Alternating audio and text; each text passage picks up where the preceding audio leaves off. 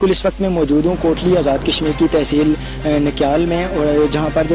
گزشتہ روز ایک واقعہ پیش آیا ہے بجلی کی تاروں کے ساتھ۔ موڑا کا رہائشی نوجوان محمد ارشاق جو ہے وہ بجلی کی تاروں کے ساتھ لٹک کر جاں بحق ہو گیا ہے۔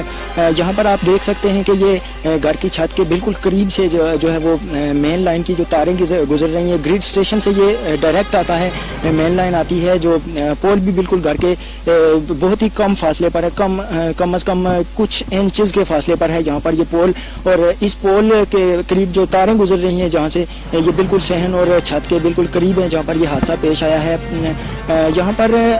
دیکھا جائے ان تاروں کو دیکھ کر یہ تاثر لیا جائے کہ محکمہ برقیات کی اس پہ نااہلی کہا جائے، یہاں کے عوام یا یہاں اس گھر کے رہائشیوں کی جو ہے وہ لاپرواہی کہا جائے تو بجانا ہوگا، کیونکہ ان تاروں کو دیکھ کر یہی کہا جا سکتا ہے کہ یہاں پر کوئی بھی بڑا حادثہ جو ہے وہ رونما ہو سکتا ہے۔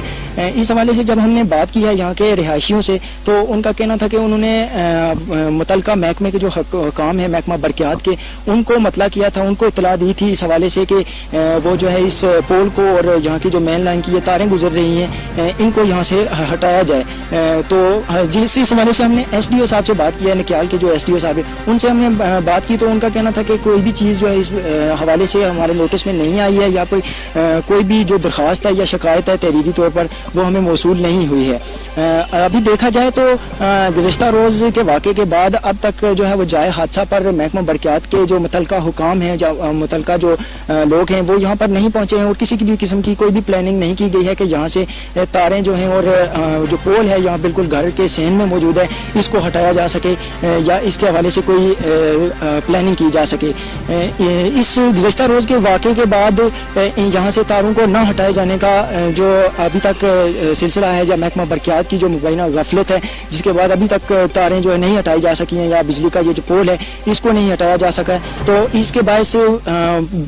نقصان دینے والے جو ہیں خطرناک حد تک حادثات پیش رونما ہو سکتے ہیں جو یہاں کے مکینوں کے لیے کسی بڑے حادثے سے یا قیامت سے کم نہیں ہیں۔ اس کا 2-3 ماہ بعد کوئی حل نکالیں گے۔